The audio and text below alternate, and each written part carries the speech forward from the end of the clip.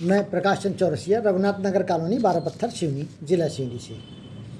आज हम हिंदी विषय में आरोह भाग 2 जो पुस्तक है, जो कक्षा 12वीं के लिए है और 12वीं के छात्रों के लिए, पाठ 12 बाजार दर्शन, जिसके रचयिता जैनेन्द्र कुमार जी हैं। और इस पाठ बाजार दर्शन के महत्वपूर्ण प्रश्नोत्तर के संबंध में आज हम पढ़ेंगे।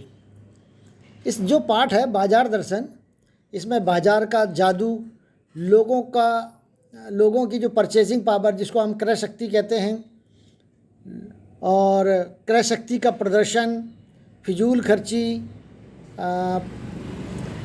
आवश्यक वस्तुओं का क्रय या अनावश्यक वस्तुओं का क्रय आदि के संबंध में जो लेखक हैं जैनेन्द्र कुमार जी, उन्होंने बड़े सूक्ष्मता के साथ उसका वर्णन किया है। वो हम उसको देखेंगे और इस पाठ के महत्वपूर्ण जो प्रश्नोत्तर हैं उनको आज हम हल करेंगे। यहाँ पर एक बात मैं बताना चाहूँगा कि पाठ के प्रश्नोत्तर परीक्षा के दृष्टिकोण से अत्यंत महत्वपूर्ण हैं। और चूँकि ये पुस्तक पहली बार आपके पाठ्यक्रम में शामिल हुई है, इसलिए किस तरह के प्रश्न आते हैं ये तो मुझे पता नहीं है, लेकिन सीबीएसई की परीक्षाओं में जो प्रश्न पूछे गए थे उनको भी मैंने इसमें शामिल किया हूँ और छोटे छोटे प्रश्न भी इसमें शामिल किया हूँ जो शायद आपकी गाइड में या पुस्तकों में नहीं दिए गए हैं, तो ताकि अगर वो आते हैं तो फिर आप उसको सहजता से हल कर सकें। तो आइए अब हम देखें बाजार दर्शन के महत्वपूर्ण प्रश्नोत्तर। प्रश्न नंबर 1 है, बाजार दर्शन पाठ के लेखक का नाम लिखिए। उत्तर है, बाजार दर्शन पाठ के लेखक का नाम जैनेन्द्र कुमार जी हैं।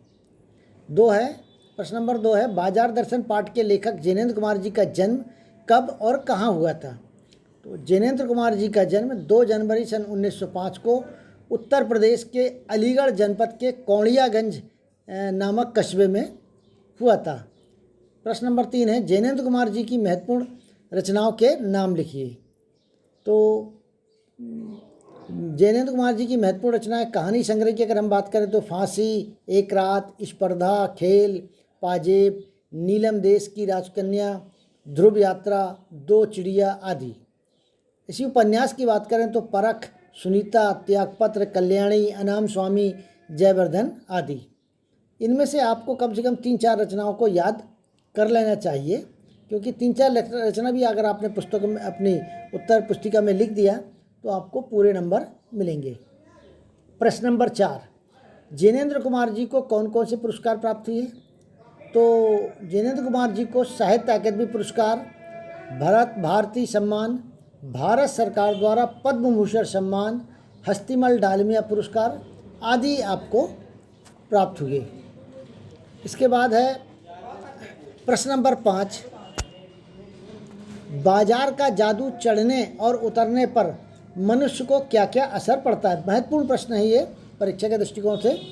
तो बाजार की तड़क भड़क और वस्तुओं के रूप सौंदर्य से मनुष्य व्यर्थ में फैंसी चीज़ें खरीदने लगता है। उसे अपने पास वस्तुओं का अभाव अनुभव होने लगता है, किंतु सामग्री खरीदने के पश्चात उसे पता चलता है कि ऐसी चीज़ें आराम में मदद नहीं करती बल्कि खलल उत्पन्न करती है, और उसके बाद में पैसे की बर्बादी का अनुभव से होने लगता है। हम भी देखते हैं कई बार कि हम बाज़ार जाते हैं, कोई चीज़ अच्छी लगी, आवश्यकता ना भी हो तो हम उसको खरीद लेते हैं। अब उस आकर्षण में खरीद तो लेते हैं, लेकिन वो बाज़ार का जादू रहता है। लेकिन जब घर लाते हैं और पता लगता है कि उसका कोई ज़्यादा उपयोग नहीं है, तो फिर हमको अपने पैसे की बर्बादी का अनुभव होने लगता है। प्रश्न नंबर 6, बाजार दर्शन पाठ के आधार पर पैसे की व्यंग्य शक्ति कथन को स्पष्ट कीजिए। उत्तर है, पैसे की ज़बरदस्त व्यंग्य शक्ति, यहाँ व्यंग्य शक्ति लिखा है तो उसे व्यंग्य शक्ति पढ़ लीजिएगा।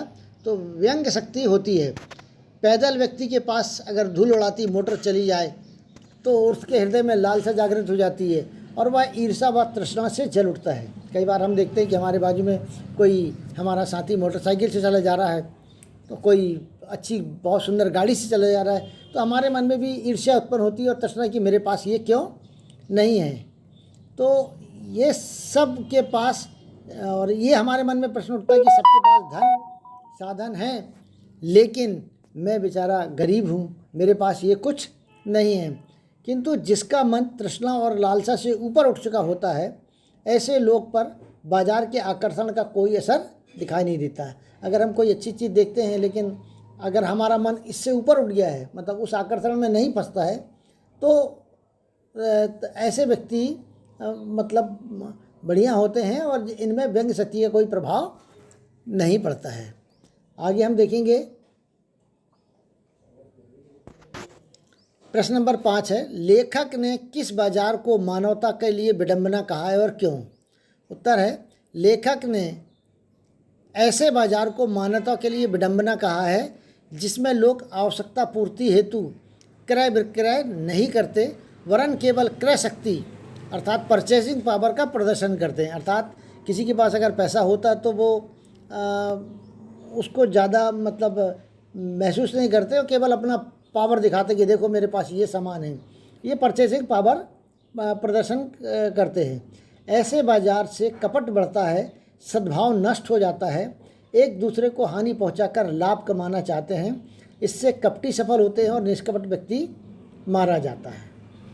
अगला प्रश्न है, बाजार में भगत जी के व्यक्तित्व का कौन सा सशक्त पहलू उभर कर सामने आता है?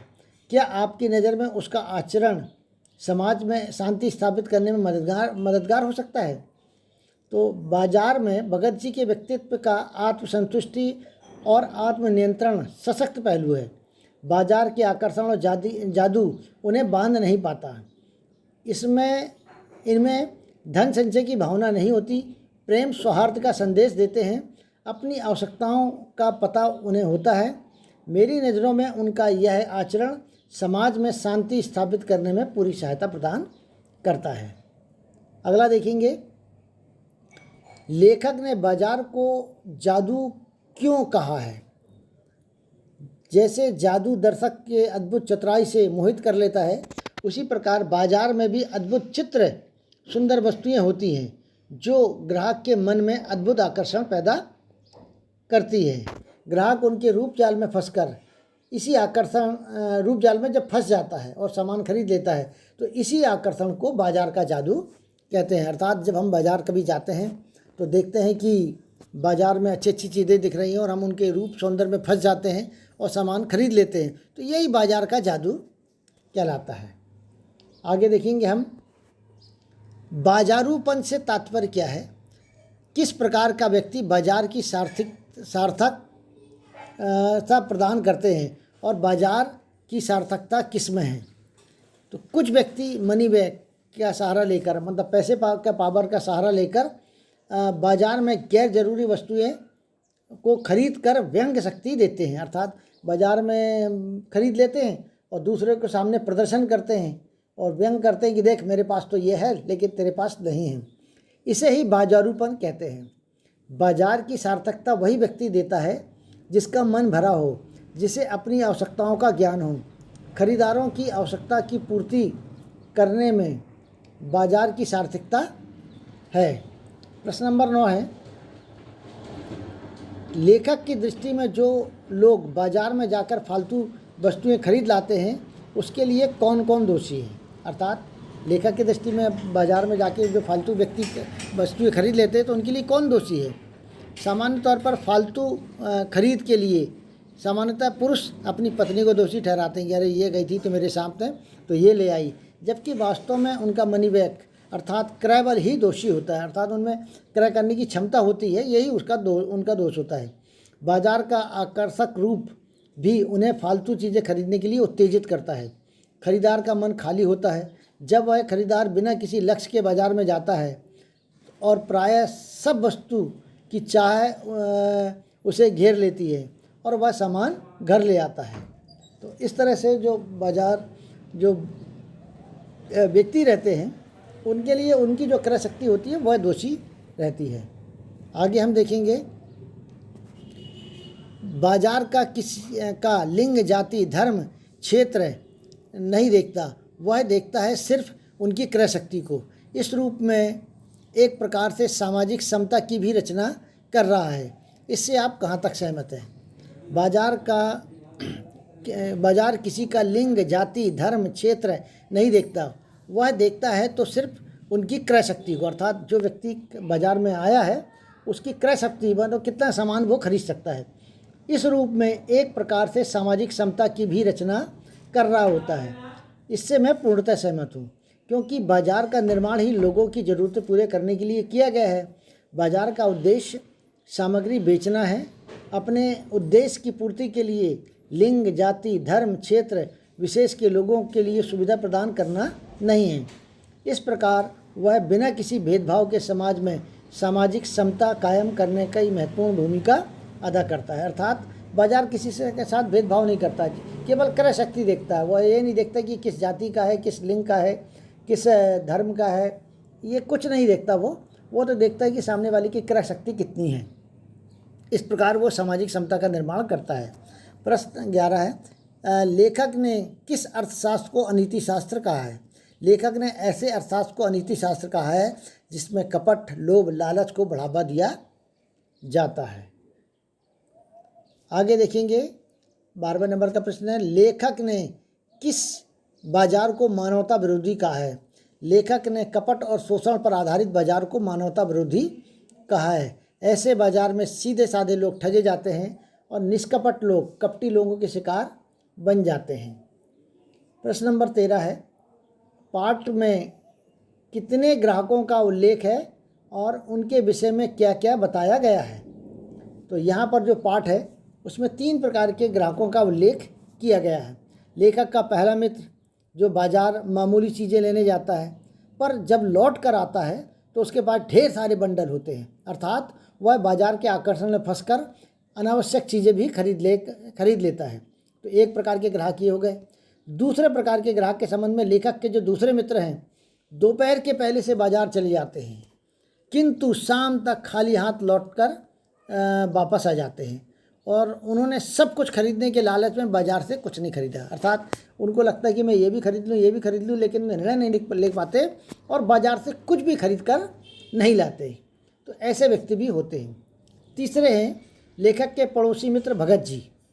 ये जो अच्छे वो होते हैं, बाजार जाते हैं किंतु वो बाजार में घूमते हैं, अच्छी अच्छी चीज़ें देखते हैं, किंतु आवश्यक सामान जैसे जो जीरा, नमक आदि वो खरीद कर घर लौट आते हैं। अर्थात केवल आवश्यक सामग्री को ही वो खरीदते हैं और बाजार के प्रभाव में नहीं फंसते और बाजार का जादू का उन पर कोई प्रभाव नहीं पड़ता।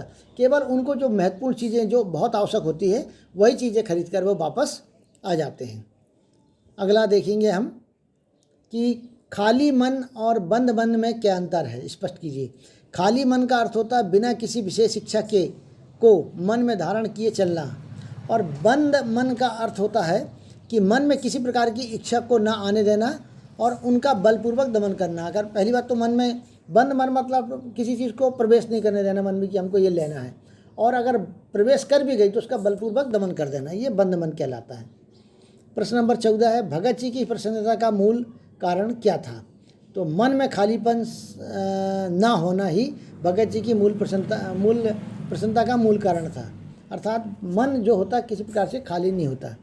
अगला है, पैसे का पावर का रस निम्नलिखित 2 रूप में, मतलब पैसे के जो पावर होता है वो कौन से 2 रूप पर प्राप्त होता है? बाजार दर्शन पाठ के आधार पर बताइए कि पैसे का पावर किन 2 रूपों में प्राप्त होता है। तो पैसे का पावर निम्नलिखित 2 रूपों में प्राप्त होता है। पहला है आसपास कीमती सामान, बंगला, कोठी, कार को देखकर, है ना, और दूसरा है अपना बैंक बैलेंस देखकर। 16वें नंबर का प्रश्न है, ब्रांडेड वस्तुओं की खरीदी के पीछे छिपी मानसिकता को उजागर कीजिए। जो ब्रांडेड वस्तु जो अच्छी कंपनियों की वस्तुएं रहती हैं उनके खरीदने के पीछे लोगों की मानसिकता क्या क्या होती है? तो ब्रांडेड वस्तु को खरीदने के पीछे लोगों की मानसिकता अलग अलग हो सकती है। जैसे गुणवत्ता के प्रति निश्चिंतता कि भाई मुझे इस कंपनी का सामान खरीदना है, इसका सामान बहुत अच्छी गुणवत्ता का होता है। एक दृष्टिकोण ये होता है, एक मानसिकता ये होती है। दूसरा मानसिकता क्या होती है? दिखावा और प्रसिद्धिपन, अर्थात दिखावा कि देखो मैंने इस कंपनी का ब्रांडेड आइटम खरीदा है, तो ये दिखावा भी और प्रसिद्धि पाना भी होता है। और तीसरा होता क्रय शक्ति का प्रदर्शन, अर्थात अच्छी ऊंची ऊंची चीज़ें खरीदना और अपनी क्रय शक्ति का प्रदर्शन कि देखो मैं ये भी खरीद सकता हूँ। इस तरह से इसके जो महत्वपूर्ण प्रश्न थे वो मैंने पूर्ण कराया है और आशा है कि परीक्षा के दृष्टिकोण से ये आपके लिए महत्वपूर्ण होंगे। और अगर पसंद आता है तो लाइक करिएगा, सब्सक्राइब करिएगा, ताकि आने वाले जो और प्रश्न उत्तर हैं पाठ के वो भी आपको प्राप्त हो सके। आने वाले वीडियोस में लघुत्तरीय प्रश्न, एक एक नंबर के और 2 नंबर के प्रश्नोत्तर मैं मतलब बनाऊंगा, ताकि आपके महत्वपूर्ण प्रश्न में अधिक से अधिक अंक प्राप्त कर सकें। धन्यवाद।